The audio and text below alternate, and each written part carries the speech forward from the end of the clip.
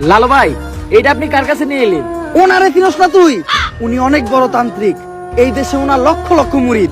উনি নতুন একটা বই লিখছে, বইয়ের নাম শয়তান ধরার গর্জন। যেই বই পইরা নতুন কইরা লাখ লাখ মানুষ তান্ত্রিক হইতাছে। কিন্তু লালু ভাই, আশেপাশে তো কোনো তান্ত্রিক বা মুরিদ দেখতেছি না। আরে ওগুলা তো সব ফেসবুক আর টিকটকে। আপনি আমার সফল হওয়ার একটা উপায় দেন। যদি সফল হতে চাও তাহলে আমার লেখা এই বইটি নাও, শয়তান ধরার গর্জন। এই বইটি নেওয়ার সাথে সাথে তোমার জীবনে থাকবে না কোনো অর্জন। শয়তান ধরার গর্জন, পৃষ্ঠা নাম্বার চুদলিংপ। বাবা এটা তো মন্ত্র না, ছন্দ কইলেন। মার্কেটে আপাতত ছন্দই চলে। বাবা বইটা একটা আমারও লাগবে, দাম কত এটার? মাত্র 1000 টাকা।